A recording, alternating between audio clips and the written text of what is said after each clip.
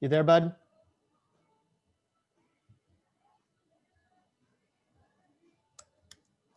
There we go. That's better. Okay, you there? Yep.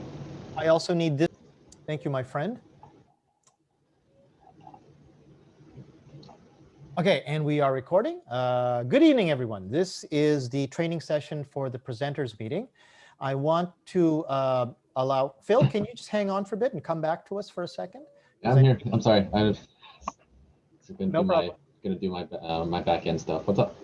Okay, so Phil, could you just, because I've forgotten and I don't remember exactly how to do it, but could you explain to everyone, the attendees, just briefly, what they can do, because they can't do the normal thing of just opening up their mics easily and contacting me.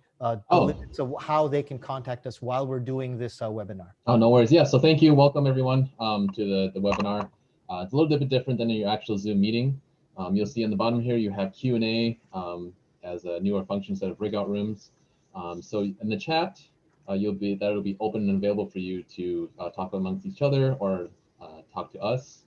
Please make sure that your settings are enabled to all panelists and attendees on the bottom there, so you can chat with everybody.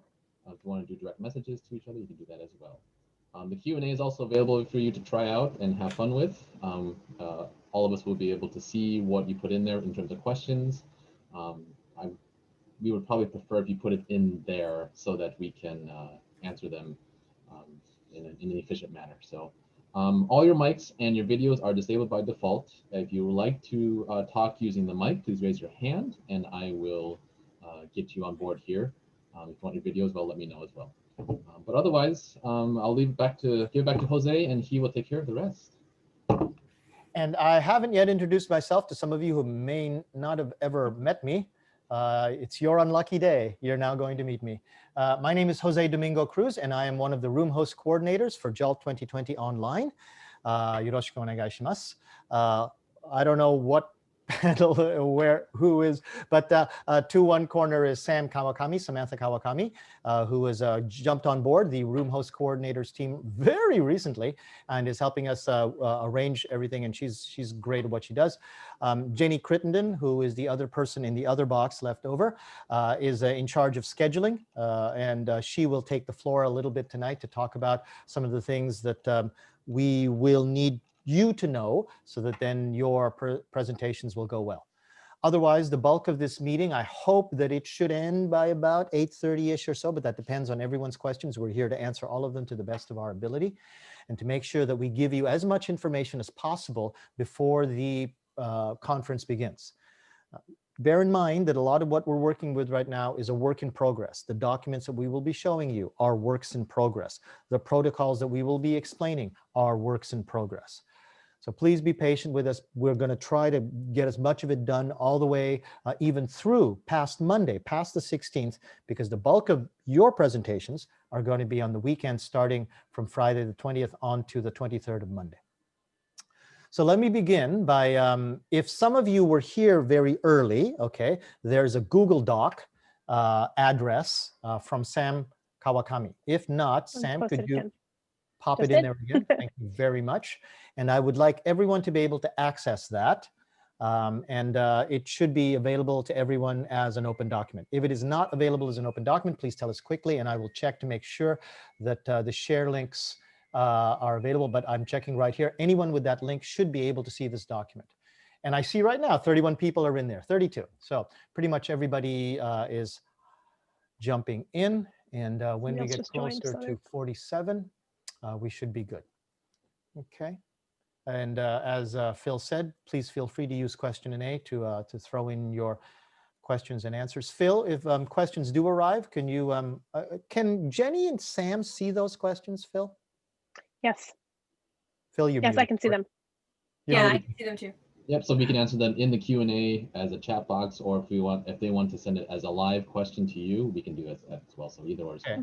So Jenny and Sam will be trying to answer your questions as much as possible so that then that way I can concentrate on explaining things. If there is a very pertinent question, very important question that we need to have addressed in front of the live audience, Jenny or Sam will interrupt me and tell me to address it to you. Otherwise, I'm going to, what's the number of access? Okay, I've got 47 here, but only 41 are accessing Google. So some of you are not yet able to see it. Thus, I'm going to share my screen to some degree with this. Oh, wait, first I should actually make this a little bit smaller for smaller screens there.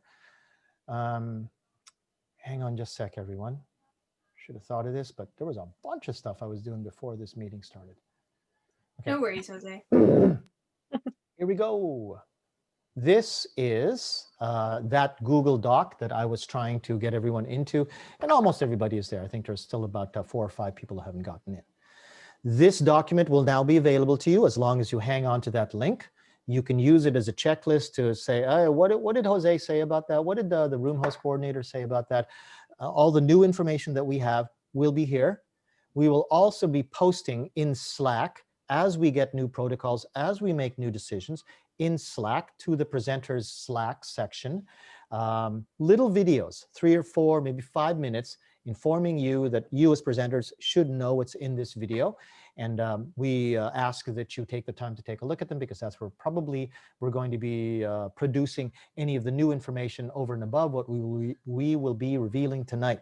Because probably we will not be having another presenters meeting unless there is huge demand for it. And if we do, it'll probably only be on the weekend. Okay, any questions, ladies, that I need to address? From me, or wherever. as in from me, I have a question. Yes. So am I sending a link out through the chat to the Slack group? How's the response in Q&A in terms of where's Slack? What does Slack mean? Can I get into Slack? Or? No one's mentioned anything. Just, is the recording for this video available so far? It will be very available, Eleanor. Every recording that we did will be available, and definitely for the presenters, this presenters training meeting recording will become available. Okay. So Jenny, I don't know. I get into Slack. Okay, I got one. Okay, so you use your best discretion on that one. Yeah, get them onto Slack so that they know what's going on in there. Okay, shall I continue? Yep. All right. All right. So we're assuming that some of you have almost expert level skills with Zoom. We're assuming that some of you have probably done a few classes with Zoom and are used to most of the controls. We are also assuming that some of you will have never touched Zoom before because you were using Google Meet, you were using Big Blue Button, you were using whatever. And maybe this is the very first time you use Zoom. We are also making the assumption that some of you might not have ever done a presentation before. We are also making the assumption that some of you do not speak English as your first language. So while some of you might be looking at this going, wow, this is kind of dragging on. Why are they going over all these details? Well, because potentially, even though there are only about 45, 50 of you here, I'm not really sure who is in the audience, unfortunately, because we're in a webinar. So I'm just assuming that everybody is going to be addressed and hopefully satisfied by the level of information, no matter what your original level of expertise is. So, Jenny, would this be a good time to talk about the schedule a little bit before I start talking about room entry? Because maybe people should know about the schedule. No. Okay, so let me talk about room entry, and Jenny will get ready to show a little bit of the schedule a little bit later. Okay, we use a system called Eventzilla. Now, I am assuming that you guys are okay with Eventzilla because you are actually in this room. Now, Eventzilla is where you have already made an account, you've already put up your biographical information and also your photograph. Now, we heavily encourage you to make sure that all of that is in there if you haven't yet done it, because it makes it that much easier for people to think, hey, that's a presentation I want to see, if they know who's actually doing the presentation and they can see your photograph.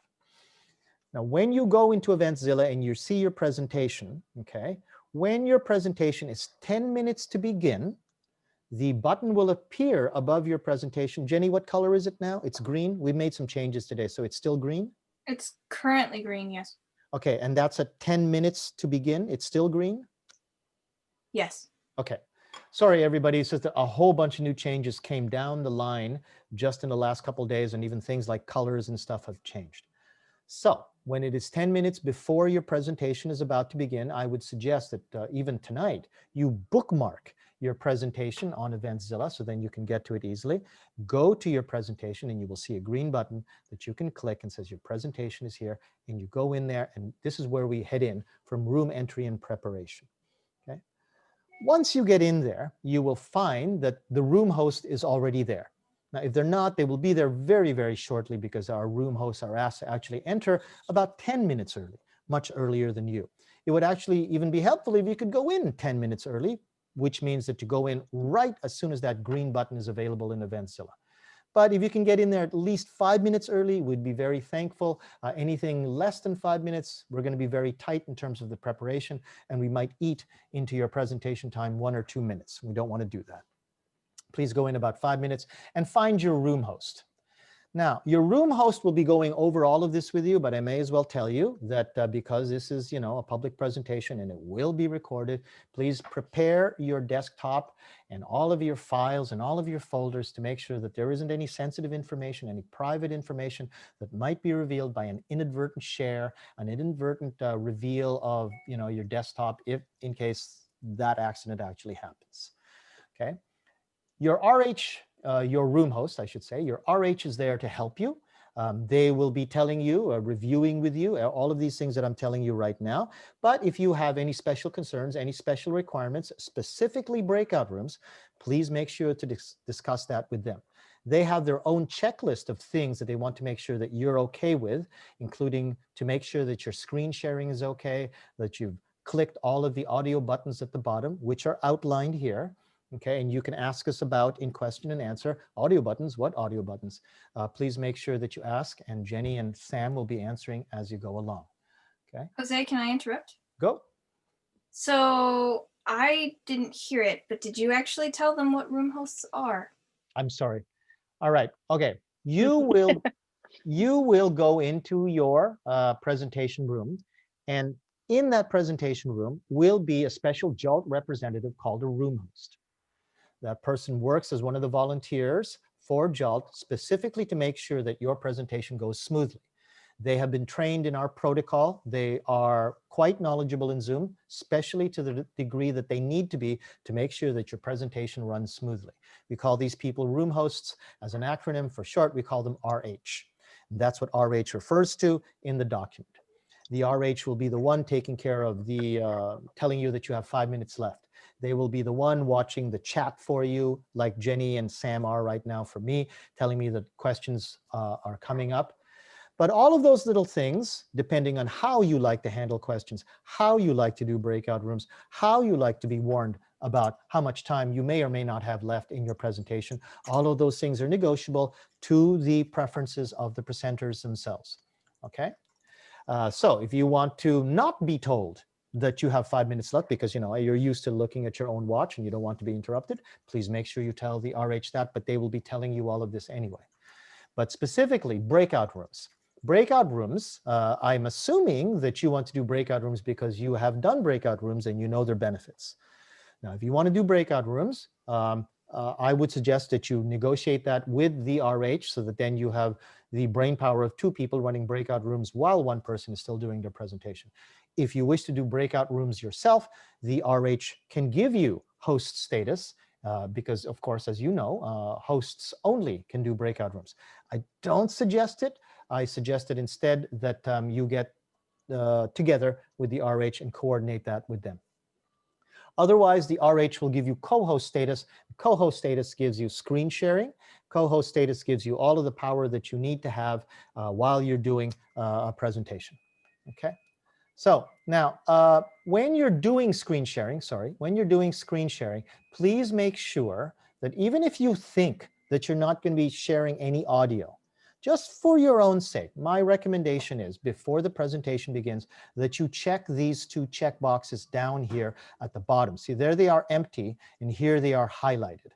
Okay, but you check those boxes anyway. Because if they're checked once before the presentation and then you engage the screen share, they will stay in that status all the way through the end of the presentation. Now, why do I suggest that? Because even though your presentation is designed to not have any audio, not have any video play through it, if suddenly during question and answer, you remind yourself, oh yeah, I've got a little clip of video to play that, but you didn't push those buttons and you forget to turn them on just for that video, for which, quite understandably, you forget to check those buttons because you weren't prepared to do it, then you have that whole mess where you go, oh, no, wait, I can't hear the video. Oh, no, wait, I have to restart the screen share again. So my advice is, even if you don't think you're going to need it, go ahead and click those buttons. Okay. Take these warnings in red. Well, close your extraneous software. Okay. You don't need your games running in the background. You don't need your MP3 player in the background, unless you do. If you feel that you're playing an MP3 or something like that, be careful about private data and close any browser windows that you don't need, because some of those browser windows are still downloading information off the internet even while you're running in Zoom. Which reminds me, one of the most important things that you're going to do before your presentation in the conference is to make sure that you have downloaded the newest version of Zoom. Now, the caveat with that is that today, just today, Zoom has released a new version 5.4.2. Now, I have been testing 5.4.1 on both of my computers, and it seems to be stable. 5.4.0 still speaks to 5.4.1, and both versions speak to 5.3, and that's important because 5.3 is the version that allows users selectable breakout rooms. We'll get to that a little bit later. But because 5.4.2 has not yet been tested, I cannot vouch that it is completely bug-free. Sometimes we do have versions of Zoom that were released, and it turns out they don't work well with other versions of Zoom. So I do not suggest that because 5.4.2 has just been released that you immediately upgrade to it. What I will do instead is I'm going to be trying to make sure that 5.4.2 is okay. And then within the next 24 or 48 hours, I will release a message in Slack that says, hey, everybody, looks like 5.4.2 is okay. Could you please download it and prepare to use that at the conference? Is everybody okay with that? If you have any questions, could you put that in Q&A, and then Sam or Jenny can alert me to whatever it is that you think you didn't understand about what I just said. Some of it was fairly techy. Can I interrupt with something slightly different? Go. So just so everyone is clear, because I know that I've been messaging Sean in the chat, but you will not be using your Zoom account to host the meeting. All of the meetings will be hosted through JALT accounts so that we can host as many participants as we need for each of your sessions. However, you will need your Zoom account to be able to log in and join us through your account. We won't be giving you access to those accounts. Now, just very small technicality. Jenny is quite correct in what she just said, but in the case where the RH passes host status to you because you want to run breakout rooms, yes, technically you are now the host, but don't worry, again, it's not like everyone's going to suddenly disappear because the RH gave you host. Okay, the RH gave you host just to run breakout rooms, but everything is still going to be running primarily from that JALT account. Entrance to the room is done through the JALT account, so don't worry about it. We have that covered. Okay. Jenny, Sam, we cool? Can we go on?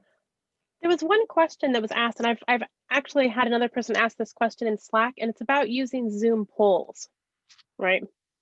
So Zoom polls basically are connected to the meeting itself. So if you want to use no, not even to the account, to the meeting, because I wanted to use polls in like 5 different classes or something, and I had to recreate them in each one. I couldn't just use the same poll. So if you want to use polls, there's a couple of ways that you can do it. One is that you could ask a room host to create it in that room ahead of time, because it's attached to that meeting for that room, right? So it'd be attached to that account basically, because that account is the room meetings. It's using the meeting IDs. The account, yes. Yes. So it'd be attached to that room. So you could ask a room host to make it for you ahead of time to log in. Another possibility, and this is something I did in my class because I didn't want to recreate the same poll about, a lot of times, because I had about 10, 15, 20 questions, is that I just had a generic poll that had basically answered the question at A, B, C as options. And then I posted the question in my PowerPoint slide or Keynote slide, I don't remember which one I was using. And then students could, as a presenter, I could start the poll, look at their answers and stop it again. And then I could stop it and start it again for the next question. That's one possibility. There's another possibility. What I would suggest though, Sam, because creating that poll, Yes. especially if you're talking about 15 questions or a fairly extensive poll, Yes. okay, is very difficult to do within 10 minutes, especially if you It have is. to, well, you have to give the document to the RH. The RH then can pay no attention to anything else because they have to make sure that cut and paste doesn't have any typos. I would actually, sorry, Sam, I would not suggest you do your polling through Zoom. It is cumbersome, Yeah. it is slow, takes a long time to set up, and sometimes because of the way it's set up, because it is so cumbersome, you can actually make a lot of mistakes very easily. What I would suggest instead is that you find out if you are really intent on doing a poll through your presentation, that you prepare a Google form.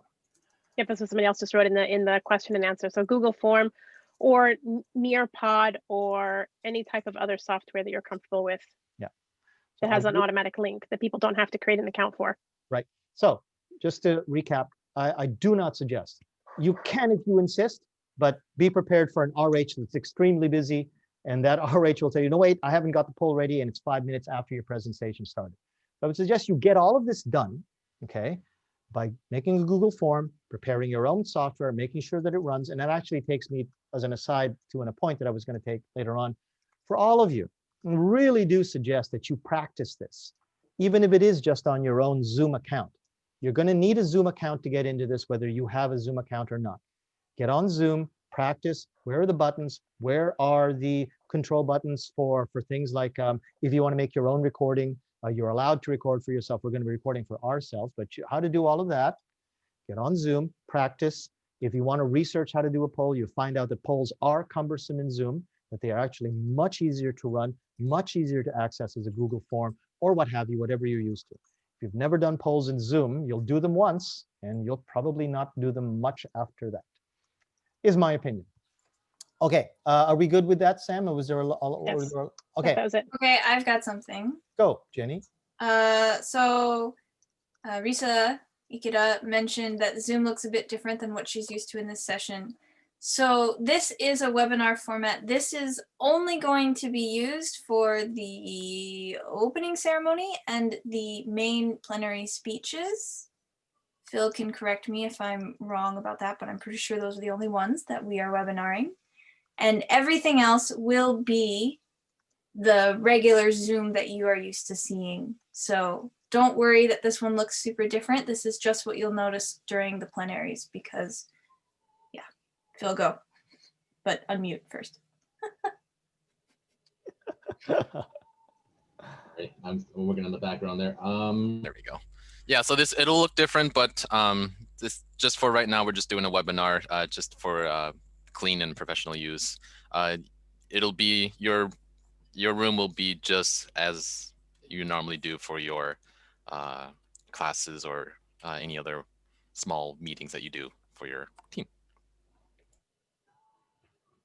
And you had there just a moment of me showing you what not to do during a presentation, which is to keep your share on for way too long. So if you actually did do a screen share, this is just a little thing, but it makes your presentation go well, and it's hard to know when you haven't done a lot of Zoom presentations, and I still do it myself. It is very easy to forget that you have your screen share running. And it's not that big of a problem. People can still see you, but only in a tiny little box in the corner. So when you don't need to screen share, when you're answering questions, try to remember to turn off the screen share because your RH will hesitate to turn off the screen share for you because the RH doesn't know, well, they might be ready just to suddenly reference that part of the screen. So I don't know, but if you know that you don't need to reference what you're screen sharing at the moment, best to turn it off. You can see the difference between me, Sam, and Jenny in little boxes as opposed to us being right in front of you. Okay, ladies, we good to go? Can we move ahead? All right. Now, at the beginning of the presentation, the RH is trained to provide a little bit of spiel that tells people that if you don't want to be recorded on camera, to turn off their cameras, to mute their microphones, and if they really are cautious about it, they can change their entire name in Zoom, okay? Then, once everyone has been given, you know, about 10 or 15 seconds to do that, the RH will begin recording and then give you an introduction Okay, generally introduce you, tell the title of your presentation. Please confirm that the RH is clear on that one. And if you have a specific title, if you want to be referred to as doctor or professor, please also clear that through the RH. We're not always sure by looking at the names that are up there, who does want to be called doctor, who does not want to be called professor, et cetera, et cetera. Please make sure that the RH knows that. The RH will be told this and then tell you to take it away. You will then be taken into your presentation, and you can turn on your share. You can turn on your share anytime you want to, so make sure that you're good with doing that, okay? Now, if there are people who are doing pre-recorded sessions, okay, that you have a video that you're ready to play for 20 minutes, and then you just want to take the last 5 minutes for Q&A, that's when you turn on your video. But please make sure your video is good to go. If you have prepared it on YouTube or Vimeo, please share that link with the RH in case something goes wrong with screen sharing at your end. At least the RH can play it from their computer to everyone else until you can get back on track with whatever might have been hindering you before. But you know, using both computers, using both sets of brains to prepare for contingencies in your presentation is a good way to go. During the presentation, the RH will watch for questions in chat. Now, again, this is something that you negotiated with your RH. Hey, I want to take questions just directly from people's microphones. So just tell them that if they have a question, they can just unmute and just interrupt the heck out of me. That's fine. Some people want to do that. Some people do not want to be interrupted. And just like Jenny and Sam are watching for me, they can take those questions in chat. And they can either tell you, you know, in a good way, in a good point to interrupt you, as Jenny does. Hey, Jose, I got a question. Or you can tell them, listen, can you just put them all aside until about 15 minutes into my presentation, and then I'll tell you, hey, do I have any questions? All of that is up to you. So please make sure that in your own mind, how you want to handle questions, how you want to do screen sharing, go through all of that, think about all you want to do, and the more you can tell the RH before the presentation begins, the more smoothly things will go, okay?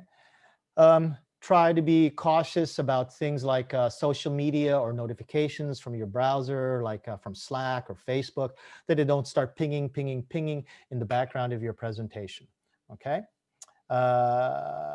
It's a question period. That's question period. So before question period, if you want to be alerted, 5 minutes remaining, Mr. Cruz, 2 minutes remaining, Ms. Crittenden. If you want that, that's fine. We'll set that up for you. If you don't, please make sure you clear that with your RH. Now, when the presentation ends, the RH will make sure that everyone has a chance to show their appreciation with a round of applause.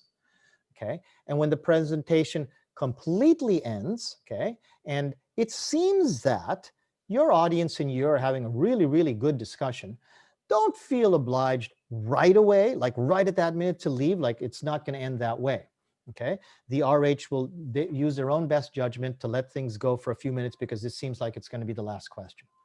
But in the case that there's actually a really super lively discussion, just tell your RH, hey, Jose, if Jose is your RH, and yes, I will be RHing some things.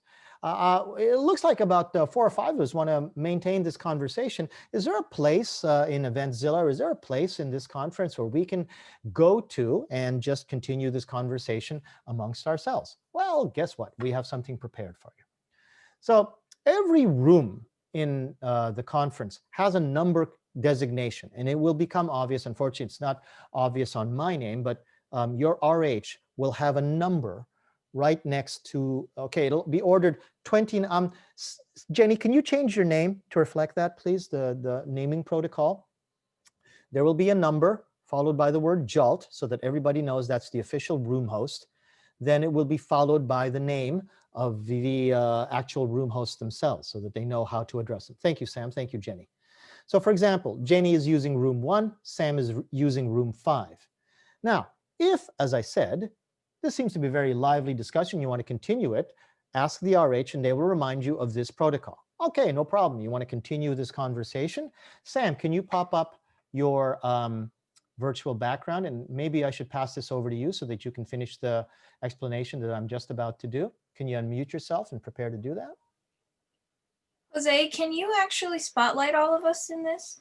Phil, that's, I think, your job, not mine. And I'm going to kill this share now. Okay. So I'm gonna do screen share. Samantha is just preparing a screen share to show you all what it'll look like when the room host is explaining, and also what the reception room will look like. She'll explain all of these mysterious terms I'm mentioning. Okay, Sam, take it away. Okay, let me change my virtual background first. I'll show the presenter's room first. So let me go ahead and choose my virtual background. So basically, I picked somebody's presentation as an example, but where is it? Just lost my thing. Hold on, I just lost my Zoom control. 1 second. Oh, there it worked. Okay. So sorry about that. Too many windows open on my computer. I'm trying to go navigate them. So what the room host background will look like is it will have the title of the presentation, and then it will have the presenter's name. And if there's more than one, down the left side, and if we need to on the right side as well. The room host will make sure that they're not blocking that kind of vital information as people come in. And then at the bottom left, there will also be the there will also be the room number and the time of the presentation, because I think with this, we're not seeing schedules as much. So we'll also have the time there so you can be aware of the ending time as well. So it's clear as a participant and for presenters as well. These colors, just so you know as well, Alex Burke, she couldn't make it tonight, I guess, yet, but she does a lot of research on neurodiversity. So this particular color background is chosen so that people who are colorblind or have other neurodiverse needs can actually read it very easily on their screen. So you'll be here a little bit later, Sam, actually. Okay, yep. So this is what the presenter room, the room host background will look like when people come in. Okay. So then let me show what the reception room will look like. That's a different kind of share screen. This is a new thing for me. While you're doing that, Sam, let me explain the relationship between the presenter's room and what I was mentioning before. It's already up.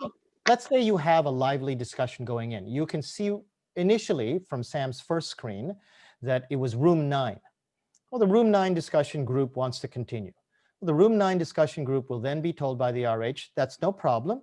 Head back to Eventzilla, every one of you who wants to continue. Go back up to the top of Eventzilla and find the reception room link. The reception room link will be clicked by all of those people, and they will get back into reception where they will find this background. Let's say now Sam is the reception room host. And once you go into reception, this is the explanation that she will give you. Sam? So if you're coming in and you want to continue a conversation from a presentation, the room numbers, the first 30 room numbers are corresponding to the room number the presentation happened in. Then if you're coming from a poster's presentation, you need to remember the breakout room that your poster was in. And then that will be where you go to continue the conversation from a poster presentation. Then if you just want to talk to somebody freely, there are some Hangout rooms, and if you need help, there are some different help rooms that you can go into. And at this point, if I'm the room host, I will ask you, what is it you need help with? And if you're not quite sure, I might put you in general help and somebody can then guide you. If you know right away, you can either go into the room yourself by, this is again where what Jose was talking about, Zoom version 5.3 as a minimum is important, because there are self-selected breakout rooms. So then you can go into whichever room you want automatically, or if you can't, the room host can move you into that room as well. Is there anything else about that?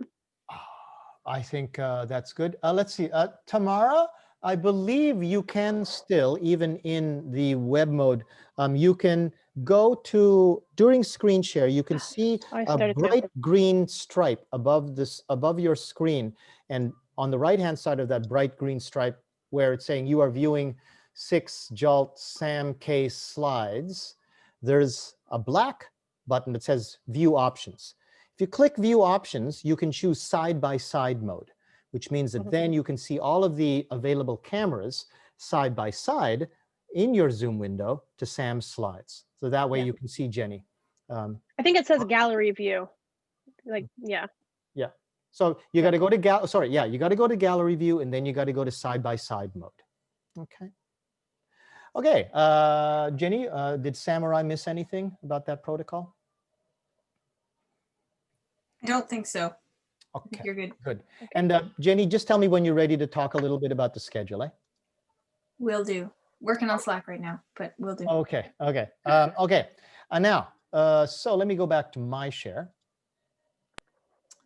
Okay, so when the presentation ends and you want to maintain your lively discussion, fret not.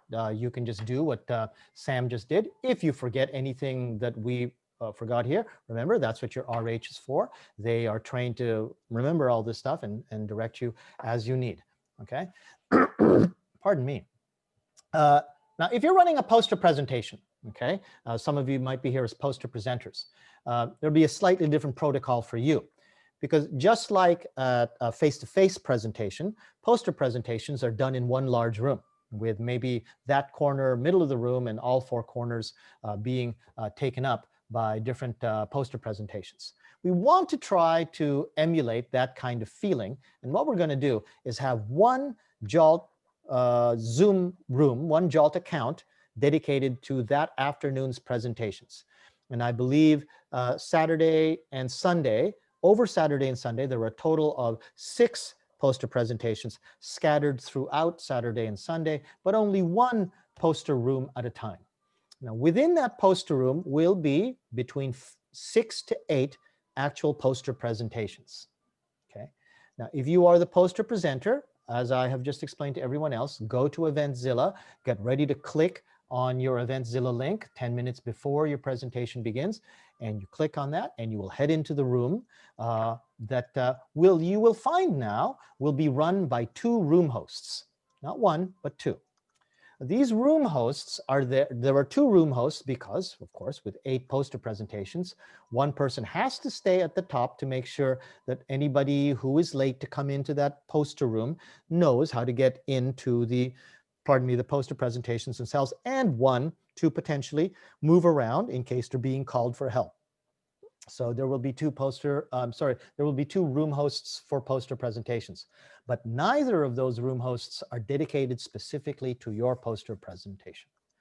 Just like a normal poster presentation in a face-to-face situation, you are there with your posters, with the audience, sort of moving in and out. Some people are going to be very, very interested. Some poster presentations are going to be just enthralling, and everybody will stay. Some people are moving here, moving there, and they will have the same ability within breakout rooms in the JALT room itself.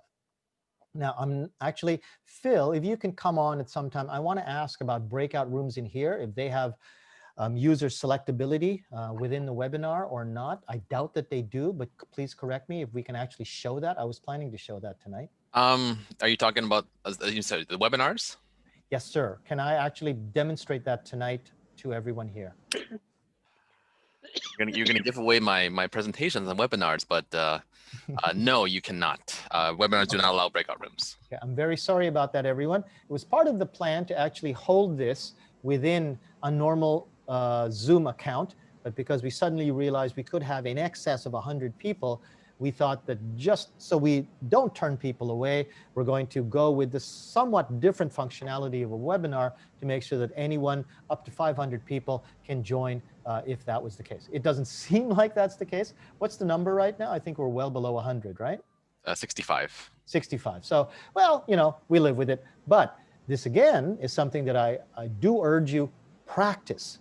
After this presenters training meeting is done, get on your computer. If you've never done user selectable breakout rooms, go ahead and practice with them. I know that you as the poster presenter is basically going to be just in one static room. But if somebody asks you, you are there, they're going to be very tempted to ask you, hey, how do I join?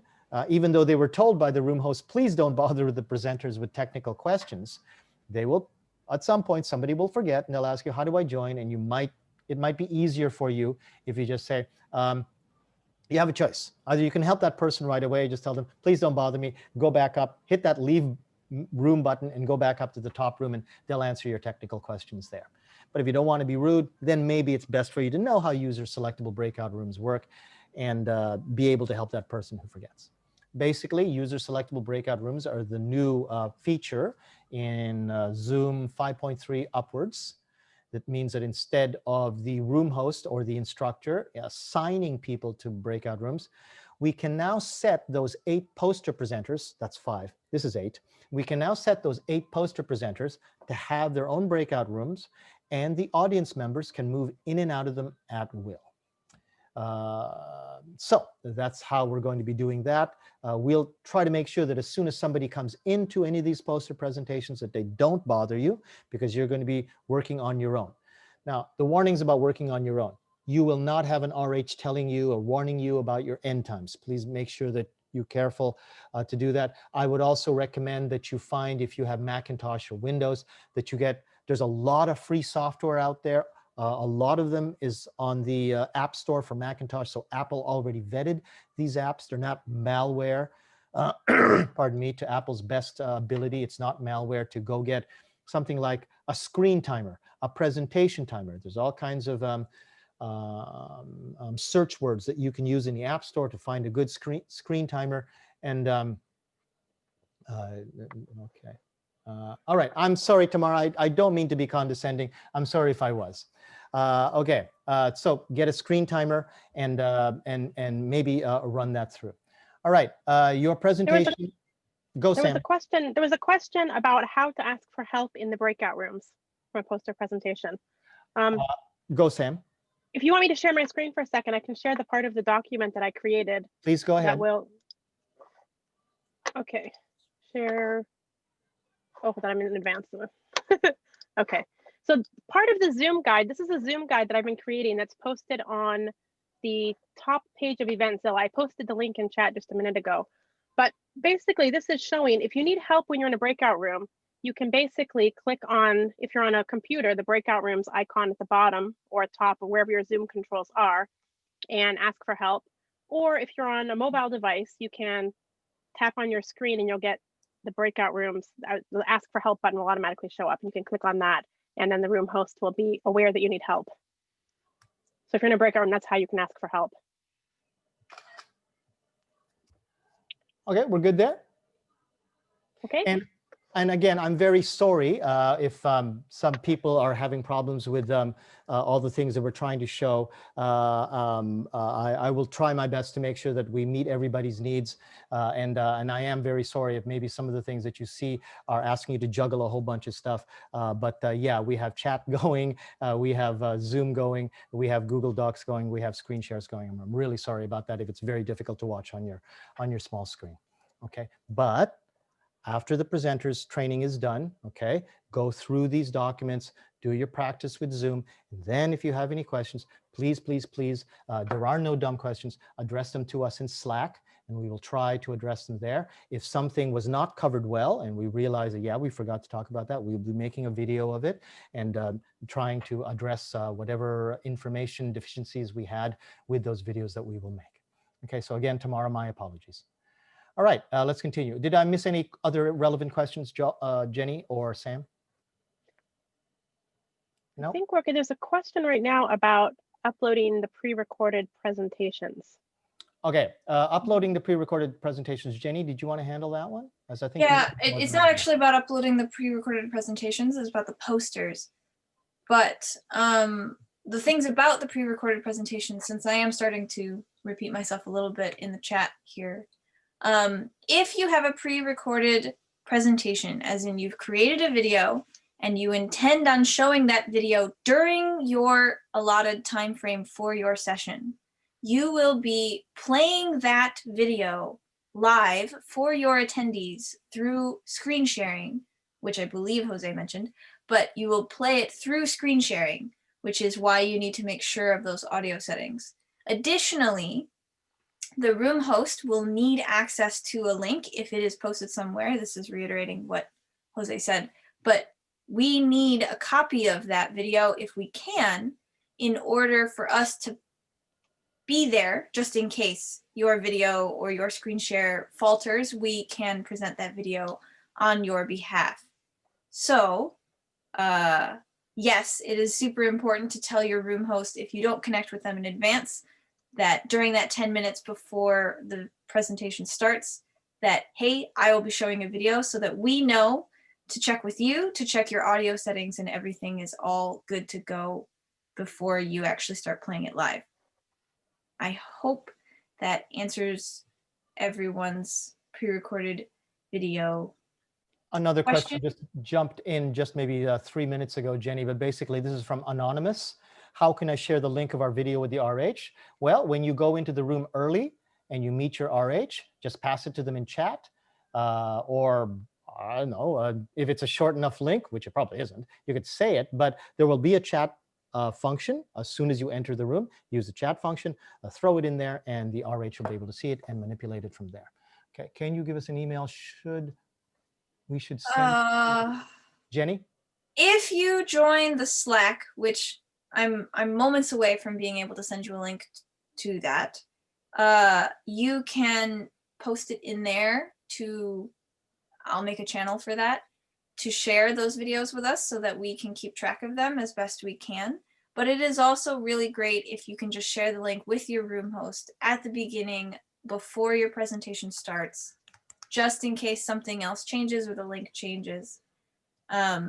Yes, it's fine for you to send a Google Drive link, Michiko, that would be totally fine. But please don't ideally send us an entire video file. That is much harder for us to actually store and keep track of. Links are much easier for us. So if you've uploaded it somewhere, please do that. If you refuse or can't upload it somewhere, then we will work with you as best we can. But ideally, everyone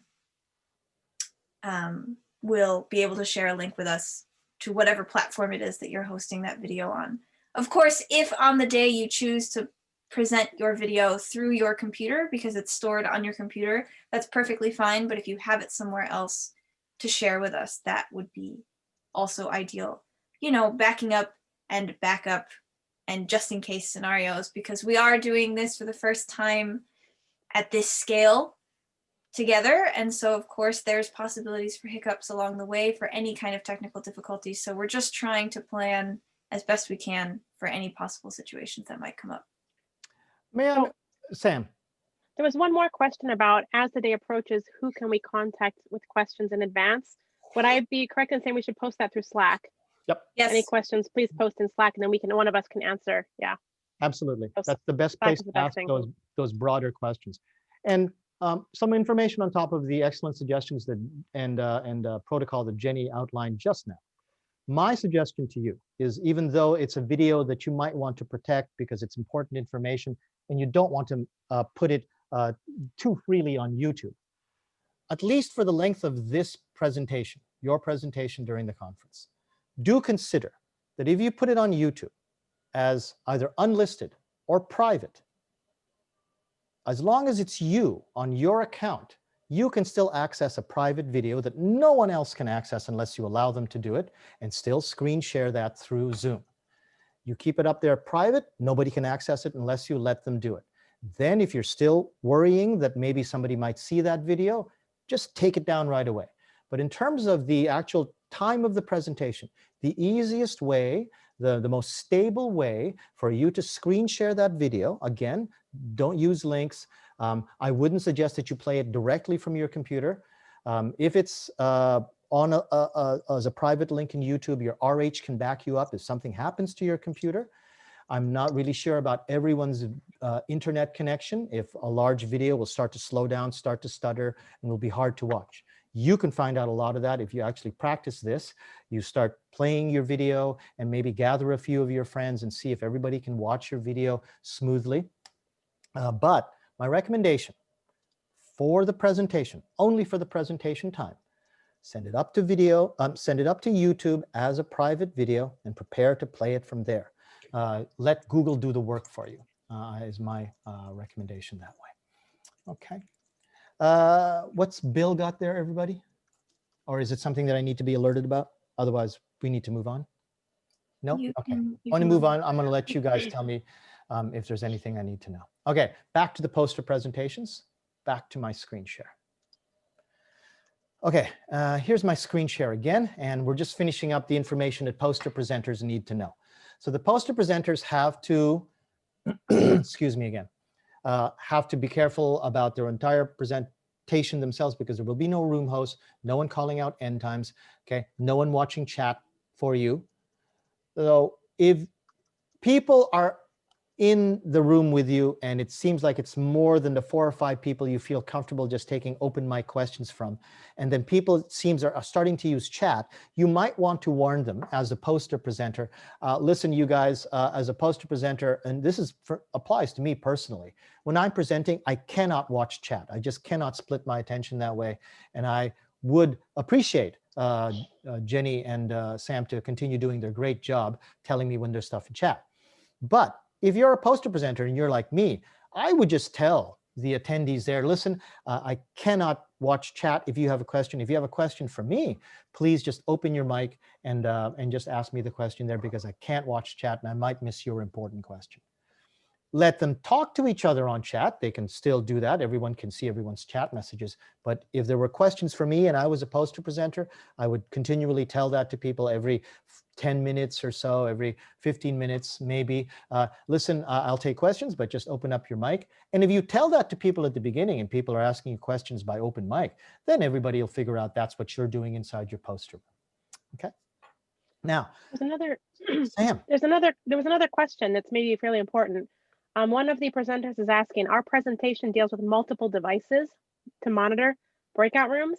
So will they be able to join their with multiple devices? Because the conference setup, it should be okay.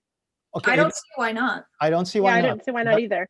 I don't see why not. But depending on what those devices are, okay, if they're tablets, if they're phones, okay, if the tablets, if they're phones, you have to make sure that Eventzilla is logged into those devices. If Eventzilla is not logged into those devices, you will not be able to access Eventzilla. Now, normally, I'm not supposed to tell you this, but I generally, okay, know that for most of you who are Zoom veterans, you know that on Zoom, in a room, there is a way for you to get the URL to that room. I'm not going to tell you because I'm not supposed to tell you. But for those of you who do know, and if you want to ask me personally, privately, you're quite welcome to do it, but I'm not going to do it in an open forum like this. It's being recorded. You know that there's a way to get that URL. You can go get that URL, pass it on to your phone, either through email or through line messages, and then that's the easiest way.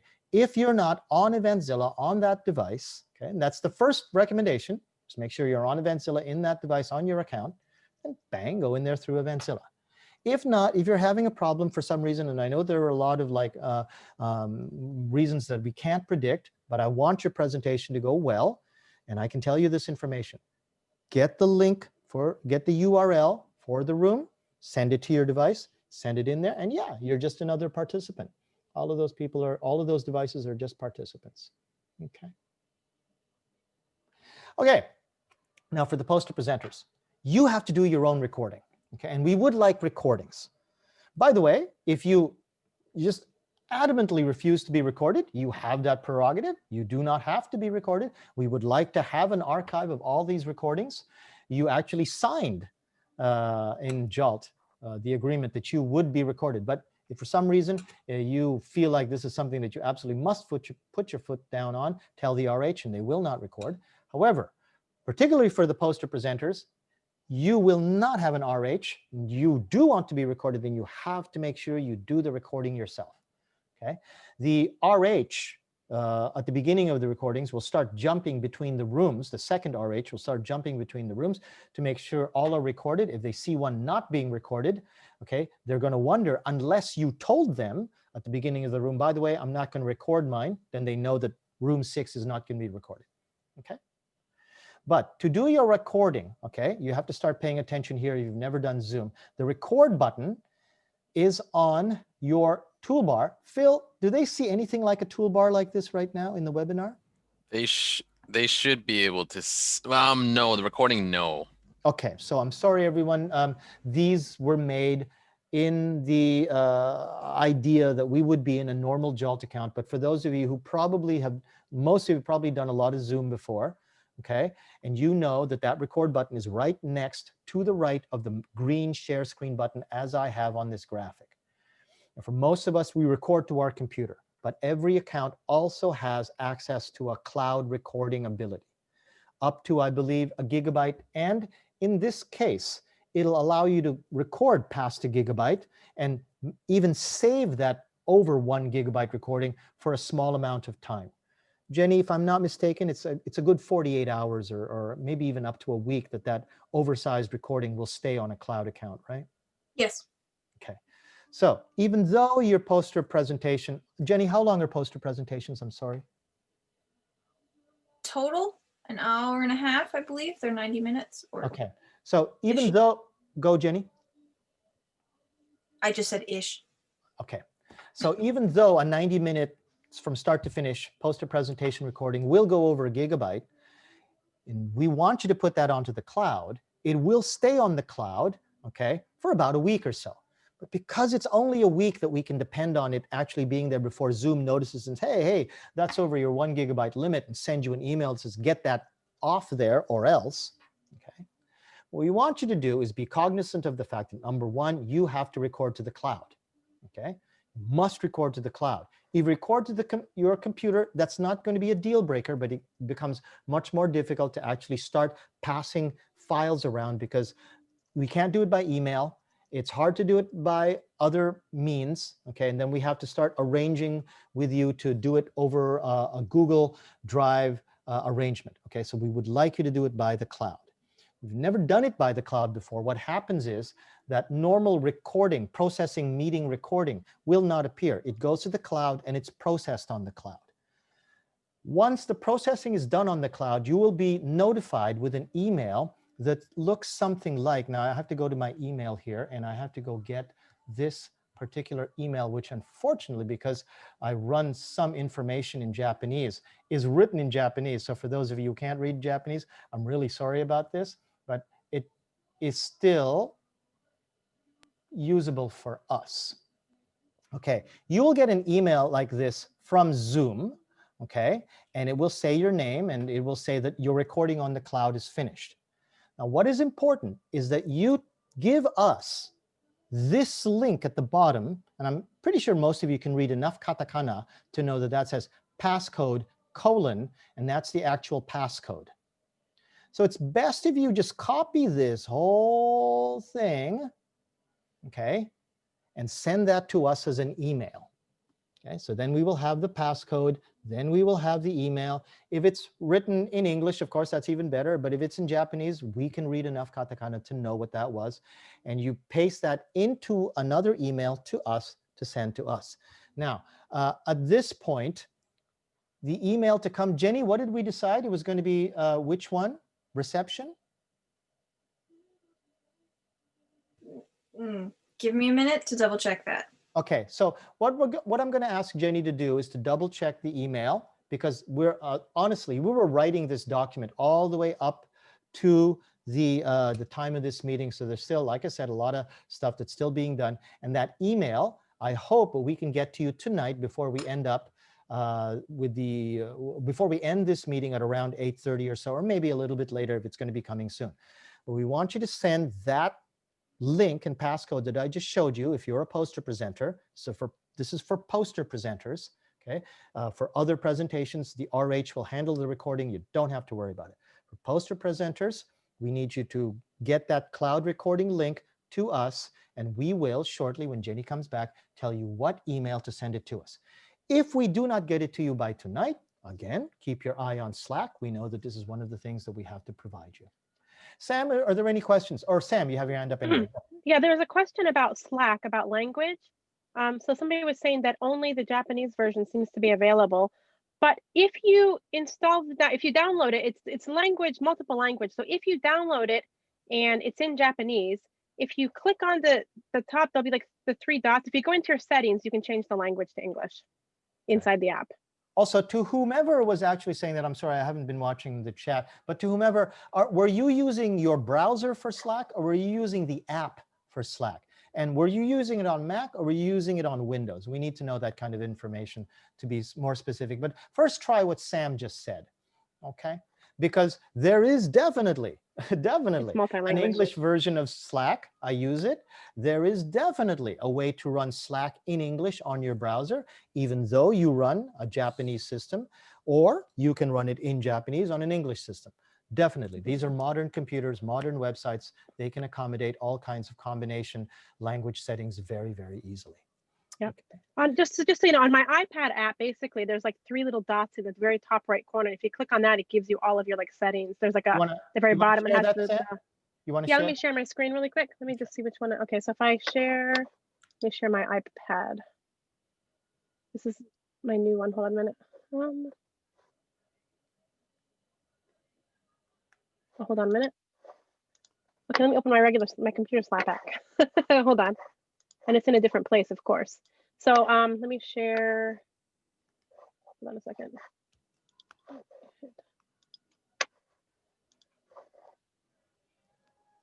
Hold on a minute. Let me just close a couple of. Okay. So if I share that. So in here, I think it's going to be if I click on my icon, it's going to give me, it should give me the settings there. Preferences.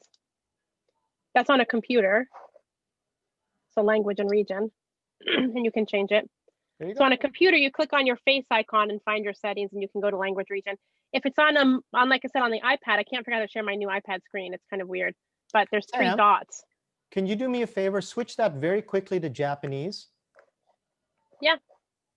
Go to the Japanese. And show what it's going to look like. Because if somebody's in Japanese, this is what's going to look like. It doesn't say language and region. So go back up there, Sam. And then what is the button? Sette, Kankyo Sette, right there. Kankyo Sette. Click Kankyo Sette and look for that have the little icon. Gengo to Chiki. Gengo to Chiki is the equivalent of language and region. Find where it says Nihongo. Click Nihongo. And jam that back up into English. Magic. Yep. Okay. And it's the same one. It's basically the same on an iPad, yeah. All righty. So because I can't copy from chat. Oh, can I say something really interesting? If you change it on one device, it changes it on all your devices. Very interesting. So if you change on any device, it'll change it across all of your devices, the language. Okay, Jenny came back and gave me the email that we would like you to use to tell us what the link and the passcode is to the cloud recording you made when you were doing your poster presentation. Again, this is only for poster presenters. For the majority of presenters, your RH will take care of that for you. Okay. Just a couple of other screenshots in the training document that you might find handy. You will be given a link because it's very easy to forget that you are actually on a recording, okay? And to remind you that you have to turn off that recording, remember that this should be the last thing you see before you leave the room to go back up to the top at the end of your poster presentation, okay? Stop cloud recording, because you'll go back to the same button, okay?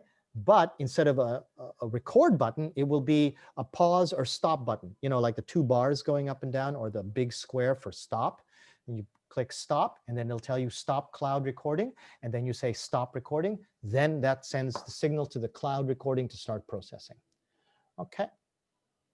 We have 25 minutes for your presentation. Does that include Q&A? Yes, it does, Allison. That is everything that you have. So please aim your presentation to be about 20 minutes, and or 15 if you want to have 10 minutes of Q&A, but 25 minutes is what you have to deal with.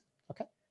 Somebody had asked about if they have a pre-recorded video, can they ask that they were asking about, is it reasonable to expect that the participants have watched the video beforehand and will come in and they can use the full 25 minutes for Q&A? Now, I don't know if Jenny wants to chime in on that. I have a bit of an answer for it, but I can start with my answer, and Jenny, you can take that surprised look off your face and then chime in after me. Okay, I was given this choice too. All presenters were given the choice, because I'm presenting a JALT2020. Would you like to do a pre-recorded video that then people can watch before your presentation, and then that gives you the luxury of maybe just using that whole 1 hour for Q&A or for going over other stuff? I thought, wow, that's a fantastic idea. Then I talked about it with my my other teammates, and we thought, what are the odds that we want to gamble that some people will come to that presentation just in time and then see that there's homework, there's reading to do before I actually attend the seminar. And they go, yeah, nah. And then that becomes an excuse to not actually watch your thing.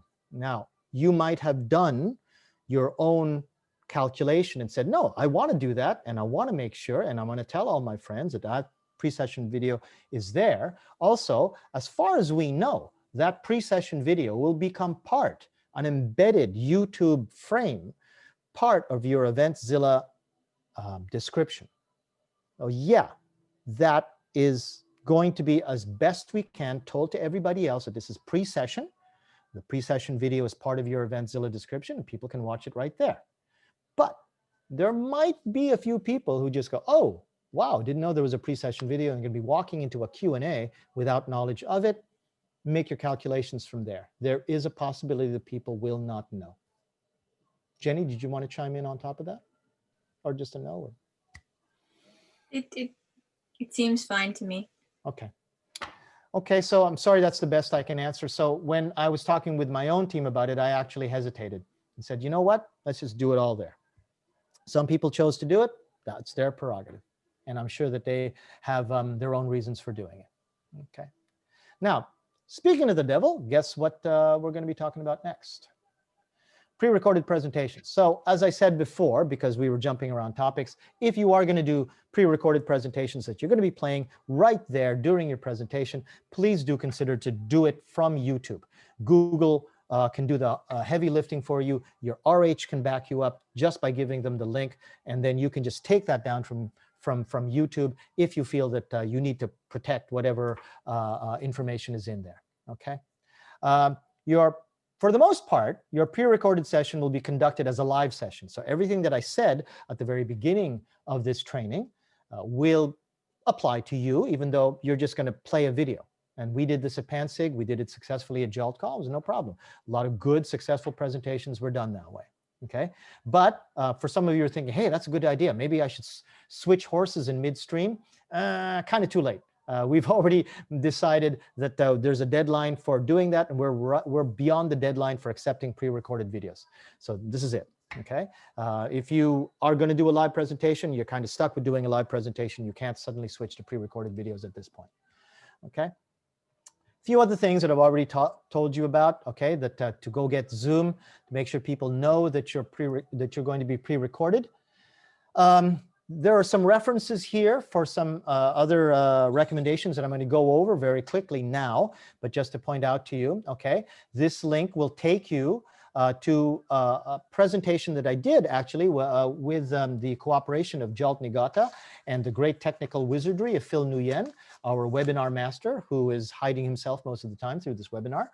But if you go through there, I talked about through sections that I am talking about here, about lighting your workspace, your camera angle, and your framing that I indicate very specifically begins at this point and ends at this point, so you don't have to watch the whole thing. Although I wouldn't mind if you watch the entire presentation because it's my presentation. Okay, there's a very short video here from YouTube on how to look good on a webcam. I cover that a little bit. Pardon me. I cover that a little bit in my own presentation, but a separate sort of a presentation telling you that lighting is really important. So just to show you how important lighting is, this is what I look like when my main light is not off. It is not that I am not visible. It is that I look much darker. But if you turn on the light, you're doing yourself a favor by making yourself very easy to see, much more pleasing to the eyes in terms of like no one has to squint to try to see your eyes or anything like that. However, because this light is very bright, it does get to you after a while, but this is something that broadcasters, movie stars get used to. Camera lights are there to make you look pretty. They're not designed to actually make it easier for you to sit there for an hour and a half. You got to make your choice. And again, that is something you should practice. But here's something that you don't need to practice. So for example, let me show you here my notebook computer. My notebook computer, like your notebook computer, usually sits on my desk. Now, for some of you, you probably have encountered this with some of the people that you deal with. When a notebook computer is sitting on a desk, let me elevate it to, like, imagine this is the desk, and these are my elbows. You're going to be looking down at your audience. And anyone who looks down at an audience, whether they are intending to or not, looks like they're looking down at someone. And it is better to have your framing so that, like my computer, my camera is up here. It is actually almost at my scalp level, so that the audience actually has a slight looking down on me. I'm actually looking up to the audience. Next, I have a full head and shoulders frame here, and you can see that I've carefully set my seat height, the camera angle, so that my head line is right at the top of my camera line, and my elbows, actually, my elbows have lots of room out here to gesture. For you, if you, and I'm sorry if this sounds like, yeah, you don't have to tell me that, man. I've been teaching the ERT since April. I know, but there's some people who haven't done it yet, or maybe can learn from this. If you have plenty of room to gesture, you have plenty of room to emote, you have more ability to connect with your audience. And me, I like to gesture. Now, about the notebook thing, let me show you a quick solution for it. Okay, this is a shoebox. You take this shoebox and you put it on your desk. Sorry, putting my mic back on. Take that shoebox, put it on your desk, and at least now you're not actually looking down so much, and your nose hairs aren't visible, okay? And people don't have to look at that ceiling light behind you. Choose your frame, be wary of your background. If you're going to use a virtual background, please be careful. I've seen virtual backgrounds that can become quite distracting because they were just a little too colorful. Chosen a little too much for being cute. You should have a nice clean background, something that doesn't take away. Now, if you're going to be doing a lot of slides, that doesn't matter so much, but also consider that you know, you want to make that background good, because your slides aren't on all the time. And if they start becoming distracting, people are going to be, well, distracted. Okay. This is a lavalier mic. Might be a little bit too late to go out and buy one, but it just emphasizes the importance of good audio. If you don't have good audio, I find that that actually degrades your presentation more than bad video. If you have bad video but good audio, people will start to just focus on your voice and forgive the fact that your camera stutters a little bit. But even if you have great 1080p video, but you have audio that's muffled or can't be heard, you can imagine what your presentation is going to sound like. So again, practice. Invite a few friends from different parts of the country to come in, sit with you for 10 minutes. You have Bluetooth headsets. Be very, very wary. Those things do not sound good all the time. So make sure that people have heard you with the setup you're going to use. Try your lighting. Raise your computer so that then the web camera is at least as close to your eye line as possible. Okay? Those are all of the things that I can recommend. Sam, do I have anything in the chat? I was going to say, you were talking about having somebody check you. If you're not sure about your audio, you can actually just open up your own Zoom meeting and you can record yourself, and then you can listen to yourself afterwards so you can check how your sound is. Thank you very much. That's a good point. I wish I had remembered to say that, because I do tell that to people. It's just that, you know, my brain No. is going. Okay, now, Phil, can we take the last 15 minutes or so and start opening up for questions? Yes, we can. So you guys can raise hands if you'd like. You can put in the Q&A. Feel free to raise your hands if you have any questions. And then Phil will open your mic and you can speak to us directly for anything that you thought was a little bit too hard to type in, or something you just thought of just now. So feel free to raise your hands. I think basically it's still in the participants list, bottom left-hand corner of the participants list, right, Phil? Should be, yeah, should still be there. So there's where you raise hands. Phil will see you and he'll open your mic. Okay. Until somebody raises their hands, I can just keep blathering on here about presentations. I don't think there are going to be a lot of you that are brand new to this. But if you are brand new to this, please feel free, not feel free, I encourage you to put out whatever questions you have. Don't think that, oh, I don't want to ask that dumb question because everybody else here is a Zoom expert. No, not the case at all. We're all instructors. We're all academics. We know how to handle all of the questions from not dumb people, not dumb questions, but beginner questions and from beginners. Please feel free to get those questions out. Tell me when I got a question, would you, Phil? I'm gonna interrupt you. Okay, Jenny. Oh, you got to schedule information for us? One thing at a time. Okay, interrupt me though. One thing at a time. Yeah, okay. So, if everyone directs their attention to the chat, I will post it one more time, but I have posted the link to Slack, here it is again, for joining the Slack workspace. For those of you who know the terms for Slack, the Slack workspace that includes our room hosts. You will automatically be a part of a couple of channels when you join.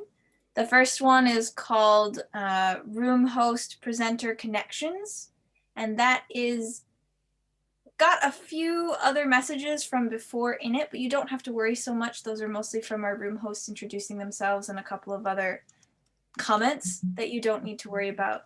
The main thing is that that will be the main place where you can post who you are, and hopefully our room hosts will, if they are able to, will connect with you once I get that schedule finalized as well. Second channel that you'll be included in is called Presenters, Questions, and Troubleshooting. So this is where if you have any questions that don't seem like they fit for the Connections channel, you can post your questions in that room or in that channel, sorry, that's what it's called, a channel. In that channel to get the attention of any of us to try and help you troubleshoot any issues you have pre the day or even on the day of. And there is a third channel I created called Presentations Involving Videos, but I don't want to force everyone into that channel. So if you are someone who is using a video, whether it's pre-recorded and you want people to watch it in advance, or it's pre-recorded and you're having people watch it live in your session, you can go ahead and join that Slack channel. And if you don't know how to join a channel, I will post a little thing in the Room Host Connections channel to help you get there. So hopefully everyone can join through that link easily enough. So I want to introduce everyone to Alexandra Burke. Alexandra is one of our room host coordinators, scheduler extraordinaire, and also champion of the neurodiverse. I want to get everyone to pay attention to her poster. You're doing a poster presentation this time around, Alex? I am doing a poster presentation, and I'm also doing a workshop on Sunday with Jennifer Eventzilla on what it's like to be neurodiverse. So there you go. Keep your eye on that, everyone. She gives great presentations, especially for a very, very important topic. Now, a couple of questions coming up. Where do we upload the posters for our poster presentations? Todd, I assume that you're a poster presenter. You do not need to upload them anywhere. Okay, you will be asked as a poster presenter to use your share screen function to actually show your posters as you go. Now, unfortunately, you won't be able to show them all at once, but that's part of the limit of share screen. So you might want to try to cycle through them. You might also want to consider making them as a slideshow so that then you can very easily cycle between them as part of your slides. Okay, not as individual PDFs or not as individual graphics. Put them into a slideshow, and then you can use your slideshow. Maybe make it more vertical over, maybe make it more vertical over here while you're over here. And if you have a powerful computer, look into the what Sam was doing before with using slideshows as a virtual background, so that then you can appear small and still be talking directly in front of your slides. You do not need to upload your posters. You just simply have to prepare to screen share them on the day of your presentation. Okay. Sean Mahoney. Phil, people are not actually saying these questions for any particular reason, or these were late questions. Anyway, okay, I'm going to answer this. It looks like we have a question under attendees, though, from Abigail. Abigail, I'm going to get to you just after I answer Sean here. Okay, Sean, can pre-recorded presentation presenters upload their video somewhere before our big day? Now, Sean, I need to know, are you intending to show that video during the actual session, or were you asking for your presentation to have a pre-session video? So if you could maybe raise your hand so that then we know. Oh, no. Okay, Sean, can you tell us? Okay. Hello. I'm quite new to this, and yeah, that's why I opted for sending in a pre-recorded video and then just being live for the last maybe 5 minutes after that video is what I understand. And I'm just wondering if I'll have a link probably to YouTube or to my Google Drive with the 20-minute video. So do I upload that somewhere beforehand, or do I wait until I get in touch with my room host and share the link with him or her? The latter. Okay. Because you will be playing it in the actual session. So the RH will introduce you. This is Sean Mahoney, everyone. He'll be playing his video. So let's sit back and watch that. You hit the play button on your YouTube. Okay, you've checked to make sure that your share screen function is good and that RH has a backup of it. That plays for 20 minutes. That ends. And you say, okay, everyone, what are your questions? 5 minutes. The RH knows to keep track of that. And then the presentation will end right there. You don't have to upload anything in preparation. You just have to make sure it's good to go on YouTube. And before the presentation starts, that your RH has a copy of the link and that their share is good to go as well too. Okay, excellent. Thank you. You're quite welcome. Abigail, would you like to open your mic, please? Go ahead. Abigail, are you speaking? Is your audio good? And Derek, you might want to get ready to open your mic too. Raise your hand so Phil can know where you are. Derek Parks. Oh, that was answered. Okay. Abigail, I don't know. Or maybe in chat, Abigail, you can tell us if you're trying to talk because your mic is open. Okay, well, while we try to sort that out with Abigail, anyone else who wants to? I can hop in here. Oh, there wait. you go. No, there's Abigail. Go, Yep. Abigail. Okay. Yeah, you were right about the Bluetooth. It wasn't working. So anyway, my question was exactly the same as what Sean was asking. So I'd like to thank you, Sean, for asking that question, and it has been answered. So thank you very much. What a team. What a team. Adam, did you want to ask your question? Adam Jenkins? You raised your hand and brought it down, Adam, or no? If you don't raise your hand, I'm just going to assume that that button was pushed in as a mistake. You're good. Okay. Anyone else want to ask a question? Please raise your hands or ask us in Q&A. But it looks like if we're starting to get to the point where people are getting tired or there are no other questions, did somebody say something? Me. Go. Do you want me to show them what the schedule kind of looks like? If you think it's good at this point, basically I was just getting ready to say that maybe even if we see something from Jenny on the schedule, remember, a lot of this is a work in progress. Whatever we see here right now probably will not become concrete until at least Thursday morning or noon. From there, we will be putting out announcements saying that the schedule is good. Take a look at it, make sure, double check it, questions in Slack, et cetera, et cetera, et cetera. But if we have something to show, may as well show it so people can start to get an idea of what it is that they're going to be seeing. Okay, so I'll go ahead and do that now, just so you can get a bit of an idea. Now, as a presenter, you personally know, I hope, when and what day your presentation will be on. So this schedule here is actually what our room hosts will see, or something very similar to it. This happens to be mostly Monday the 16th, so there's not very much in here. The full schedule, unless you're someone who isn't easily overwhelmed by a massive number of presentations, I am not sure you necessarily want to look at it, but you can if you wish. And this is how they will know which presentation is going on at which time and whether or not they're working it as your room host. They don't see your names here, but when they click on the links, it does bring them to Eventzilla where they will see your names there. So this is one way they can reach out to you, as well as using this presentation number here. But as you can see, I'm not including the presentation numbers within their schedule, so they're not going to necessarily know which presentation number you are according to Eventzilla, which I have to add, the Eventzilla number is not the same number you were given when you received an email from JALT welcoming you as a presenter. So please keep that in mind, that the number you may know may or may not match the number here on Eventzilla.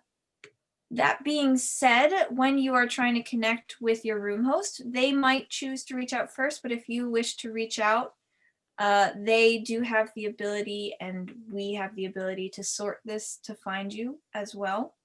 But providing the name of your presentation is honestly the best way for the presenter to know the name of your presentation, what day and when you are presenting, and that will give us exactly where to look, because it's quite easy from this view to find out who is where. Our poster presenters, Jose did explain a bit about the sort of unique challenges that we're facing with the poster presentations and how you will be in your own breakout room. You will have at least, as you can see here, at least 2 room hosts, if not more, accessible during that time for sending people and guiding people into the appropriate breakout rooms, although they will be self-selecting breakout rooms so people can pop in and out as they choose, unless they don't have the up-to-date version of Zoom. You have to have 5.3 or higher in order to have access to choosing your own breakout rooms. They won't be available to you if you have anything older as a version of Zoom. Am I missing anything, Jose? I think it sounds good. Can you throw that very quickly again, making the problem a challenge and then a solution? Just click on that again and show that in Eventzilla. So this is what I'm talking about, everybody, when it comes to, like, if you haven't filled out your name and your biography, you really want to do that. That looks a little lonely, and that's unfortunate. It's probably going to be a really, really good presentation, but Matthew doesn't have a last name. Matthew doesn't have a biography. That would just really polish off the information that we have available and make it more attractive to people to want to come in. Please make sure you go to Eventzilla, fill that out, okay? And yeah, I think that would be a good idea. This is a start. Actually, if there's an astronaut, it does mean that that person has yet to join Eventzilla. They have not established an account to link themselves with their presentation. If it looks like this, it means that they have logged into Eventzilla, but they haven't added any information such as a picture or a biography. Can we show that really quickly, Jenny, Yep. where they would access, go back to Eventzilla I'm going. and show how they can upload their biography and stuff, where the link is for that. Yeah, go ahead. So up here, once you're logged in, and it'll say your JALT2020 profile, and that's where you can update your name and put in your about you and add a photo. I can show you an example of one who is filled out. Oh, right there, us. Yep, All 4 of us. that's where I was going. Here's Jose. You can see the difference between his, I'll zoom in for you. You can see the difference between his, which has information, and mine, which does not. So if you are co-presenting with anyone and somebody fills out their biography, you're gonna want to as well, so it doesn't look quite this strange. And by the way, Jenny isn't being slack and not doing her biography, so she's not presenting. So most people will not actually pay much attention to what she hasn't written, because most people will not actually see her name pop up anywhere in Eventzilla past these training sessions. Okay. Yes. Alex, have you put in a biography yet? You're muted, but I could probably find you. Ah, not There yet. she is. Yeah, you want to do that, eh? Everybody, you want to do that. Makes it look real good. Okay. Okay. So there you go. This is here. This is our session happening right now, though not in the room that we mentioned. But yeah.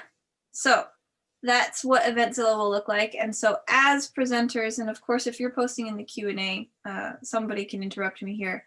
But hopefully the room host can reach you once I send them the schedule. Now, please know, I have not shared this with our room hosts yet.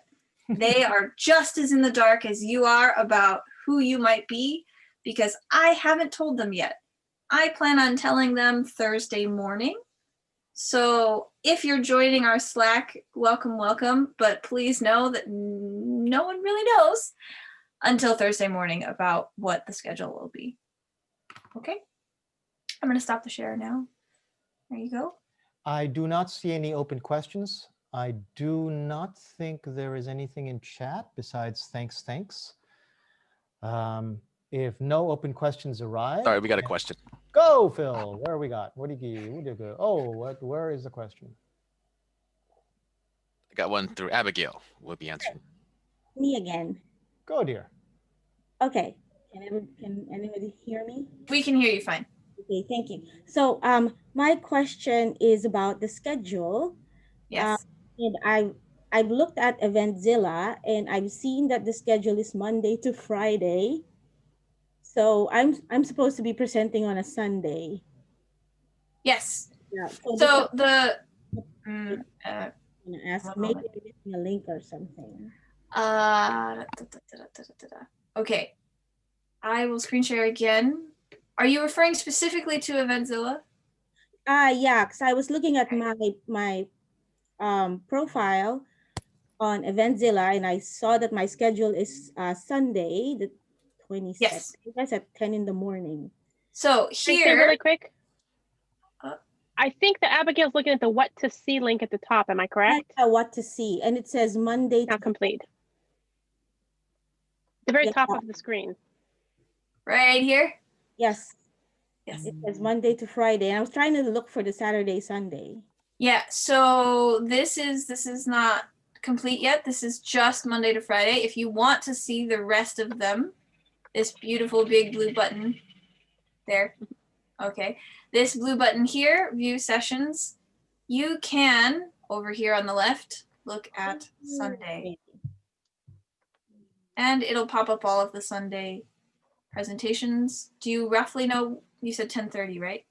No, 10:05. 10:05. Sorry for the scrolling screen. I'm sure that's really difficult on the eyes. Give me a moment. And while she's scrolling, you will also find alongside all of those date buttons in blue, above those are a whole bunch of black buttons, which tell you how to find presentations by topic, specifically by SIG topic and by topics. So you can find stuff by topics, you can find stuff by date. You can also do a search function if you want, all you know is somebody's name. You know, if you want to find Alex Burke, type in B-U-R-K-E into the search function. And yeah, we got all kinds of ways to find information. You can't search names yet, can you, Alex? No, You No, can't search names yet. Sorry, No, not yet. that's actually Okay. not an option you just can yet. search by your presentation, or you can search by, if you put a keyword in, you can search by the keyword. It will bring up all the presentations that have that word in the title. I'm very sorry, everyone. Bad information. I just assumed that if there was a search that you would be able to search by name. But a lot of new updates rolling out all the time. Don't even know what's going to happen within the next 5 hours. Gary Ross, our esteemed programmer, works very hard on this, and features come almost daily now. So eventually you will be able to find, I'm sure eventually you'll be able to find this by name. If not, definitely you've got other ways to search stuff. Eleanor, we'll answer that in just a moment. Abigail, I just wanted to confirm. Does this help? Oh, yeah, I can show actually, that you exist. You Thank do you. exist. And here you can see you will be a video playback session 5, and from 10:05 to 10:30. There you go. So yeah, you might want to add a biography here, but otherwise, yeah. I hope that answers. Yes, you can in fact do that. You can search for a presenter using Control F, but only if you are in the expanded full schedule, which is very lengthy. That would be this one here.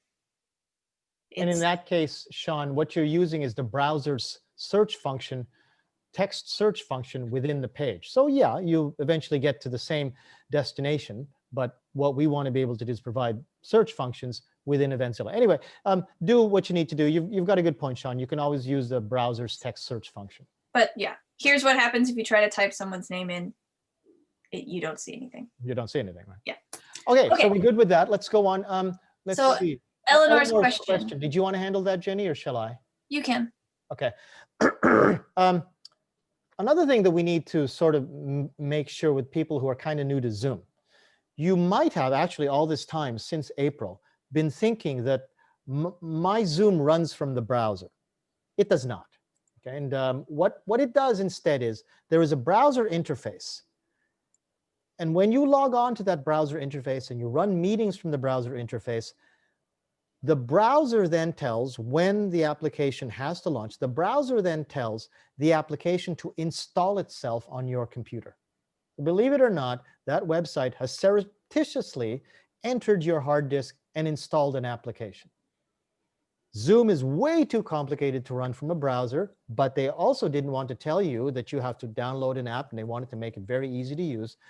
But That's what caused a lot of suspicion about Zoom early on, when people found out that they actually did invade your hard drive and put an application in there without making it clear that that's what they were doing. So people did start getting confused about the relationship between the website and the application. Some people thought, no, I don't run the application, I run it from the browser. Technically, you are running an application on your computer. And because you already have to do that anyway, I would suggest that for most purposes, it's actually easier to run Zoom as an application on your computer. You do that by going to Zoom, downloading the newest version, and from then on, using the application on your computer. That way, especially lately, because Zoom has put some new security on its login page, on its sign-in page, where occasionally when you sign in, okay, it will take your email address and your password and still give you this Rubik's Cube where you have to choose all the bicycles, or you have to choose all the crosswalks, or you have to choose all the cars. Totally annoying. You will not encounter that on the application. The application itself is also easier to manipulate, to update from the application. The website still needs to be referenced for certain high-level settings, but most of the time, you're much better off to actually run Zoom as an application after you have downloaded it onto your computer. And if you download it now, you're sure to get the newest version. Should I talk really quick about the quick guide? If I show that page in the quick guide that shows how to update. Earlier, I can post the link again, but earlier I talked about the Zoom quick guide, which is actually in the very top page of Eventzilla about it. So here, if you're not sure about your version of Zoom, you can, this document has all of the information on how to check it. There's two versions, a white one and a yellow one. Right now it's 3 pages. There's going to be another page coming with some more information, probably by tomorrow or the next day. But here's this very first page is how you can check your Zoom version, which is really important. Okay. So I'll put that link. Sam, do you have Eventzilla handy on a browser right there while you're sharing? I do. Let me find. My browser got hidden behind my. I've got my iPad up here too. Because I have it right here. And if you have it, can Yep. you just show them where the link is up at the top menu for Eventzilla? Oh yeah, because it'll be out instead of just including the link. That's a good idea. Let me share that screen instead. And Safari. Okay. So if you're looking at Eventzilla, it's basically how to Zoom and Zoom sessions. So right now at the top of the page, it just tells what's in the document, and some of this will be updated. And it's a PDF file. So right now you can download version 1. There's a white background and a yellow background. So if you want to print it, the white background is better. If you're going to look at it in your browser, the yellow might be better. It's up to your preference. But that will be added. There'll be some pages added talking about the reception room and some other information like that. But if I click on the yellow one, you can open it and see. And there we go. So the very first thing is about checking your Zoom version. Okay. I again don't see any open questions. Am I missing anything? Phil, Jenny? Phil, can you open up Paul Buffet's? Sorry if I'm pronouncing your name wrong. Mike and Yep. Paul, can you talk to me directly? Second here. Go ahead, Paul.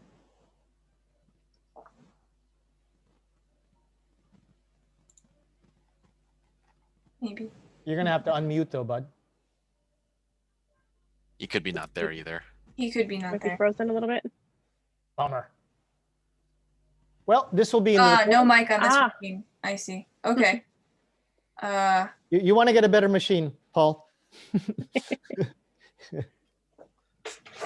Anyway, Paul, I know that you're also in the JALT2020 Slack, so you can also message there. Okay. And this is all being recorded. So for those of you who missed a good part of things, please watch this from the beginning. If there's any information that you wish to be addressed, please contact us in Slack and we'll do our best to address it, either through video or if it just takes a paragraph as an explanation, we'll answer directly in text. Otherwise, I hope we have answered most of your questions and that we can allay your fears.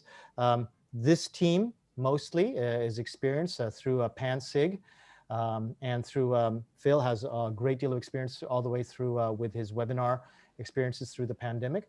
We're going to work very hard to make sure your presentation goes well. And if there is any question that you have left, as I remind you, Slack, or just contact us in any way that you need to. You can contact me off Facebook Messenger. Really quick. Oh, yeah, sorry. go Tamara ahead. just asked a question about, please add the information on background colors. You mean so Tamara, I don't know if Tamara's been unmuted for a second. About I'm sorry, Zoom, you mean the screen background? Yeah, about the neurodiversity asking? issues and stuff, I think she was probably talking about. That's why I wasn't completely sure. So Tamara, if Yes, Yeah. I want you've got a Google Doc up there for us to use when going through all of this. So if you put that information in that Google Doc, then we'd all have it rather than searching it in 5 or 6 or 7 different spots. So if everything is in the same spot, it just makes it so much easier for everybody. Understood. Okay, we'll put that in there. I will also put in a link to Alex's presentation at the That O2. sounds perfect, but if we have to research for links and come back into a presentation to rewatch something, we'll be just like our students. We're not going to do it. Okay, I'll put it in the Google Docs for you tomorrow.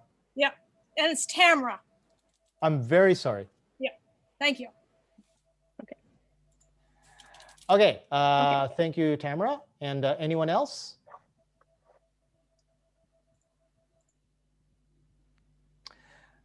Ladies, Phil, shall we call it an evening and say thank you to everyone there? Oh, Derek, maybe a short guide. Derek, you want to raise your hand and maybe Phil can find you easily. You can just ask this quickly. Remember, everyone, we just raise your hand. Phil can find you and you can ask us directly. Go ahead, Derek. It was in the video. It was asking about Slack, basically, right? Yes. Go ahead, Derek. Your mic's on. Or maybe not. Sorry, I had it muted. I'm sorry, my name is Shannon. My husband's name is on there instead of me. I'm sorry, we Shannon. share a device. Okay, so Derek, okay. when you were talking about changing the language settings on Slack, I Let was me show wondering it one more time. if we could, yeah, because I can't remember all the Japanese words and like which one, option 3 is English or option. I could imagine being very confused when I got on there. Right. So what would you like us to do for you? Okay. Okay, I'm so just sharing my screen again. Hang on, Sam. Let her finish. Shannon. Okay, so just like I'll just write a quick guide for myself, like scrolling down to option number Japanese, row number 3, for example. Then I can. Okay, so let me guide you for this. Okay, Shannon. I keep wanting to say Derek. Shannon, okay. You want to click that icon in the top right corner. Okay. And then count from the top. 1, 2, 3, 4, 5, 6. And then take note that it's 5 kanji. It's the shortest entry on the settings list. And it actually reads as kankyo sette. And actually at the right, it's got the little caret mark, the command mark too, if that's helpful. Okay, you good up to that point? Okay. It has a little caret mark. Okay. The mark there is only on a Mac because that's a command. Oh, I don't have a Mac. Yeah. Okay. So you're looking for those kanji. So let's concentrate on the settings. Kankyo sette. You're looking for those kanji. Okay. Okay. I'm taking a picture actually with my cell phone. Okay, great. Go ahead. And remember, this is recorded, Shannon. Oh yes, that's right. Okay. The whole thing is being recorded. Okay. And just take note of the time. It's about 1:58 into this meeting. Now you go into there. Now you look on the left-hand side and you count from the top. 1, 2, 3, 4, 5. Okay. That one reads Gengo to Chiki. Okay. Okay. Click that. And the globe-looking thing. Yep. And then you look at the top for that pop-down menu. Okay. And you just slap her into English US there. Okay, great. That's very clear. Thank you so much. You're very welcome. See, no dumb questions, right? And are there any other questions of any other type? Thank you to everyone who did join us tonight. I know that it was a little difficult for some of you to get in initially because of the change of a Zoom hosting protocol, but we really appreciate everyone coming in and trying to learn how we're going to try and help you give the best presentation you can. And thank you to all 27 of you who actually made it through the entire length of this thing. What is this now? It's almost an hour and 45 minutes. Holy cow. Thank you very, very much. Sam, do you want to say anything? Alex, do you want to say anything? Michael, it'll be posted in Slack. A Slack link will be posted that you can take to YouTube, and you'll watch the video from YouTube. Or right within Slack even. Doubt that. I'm pretty sure it'll be in YouTube. You know, we don't. No, I'm saying that sometimes it actually it shows up in the window. You don't have to open the browser sometimes. It'll be embedded, but it'll be coming from YouTube. Anyway, yeah. Exactly. Sam, do you want to say anything? Alex, do you want to say anything? Yep. Just, please keep asking questions, because when people ask questions, if we see the same question popping up, then it shows us that we need to actually add something into our guides for it. And as Jose said, there's no such thing as a dumb question. Just don't keep quiet, just ask. So if there is no other business to attend, I want to say a final thank you to everyone, and we're going to officially end the meeting there. And Phil has already ended the recording, or no, it's still running. Phil will end the recording. Thank you very much, everybody. Ladies, Phil, big wave. Bye. Okay.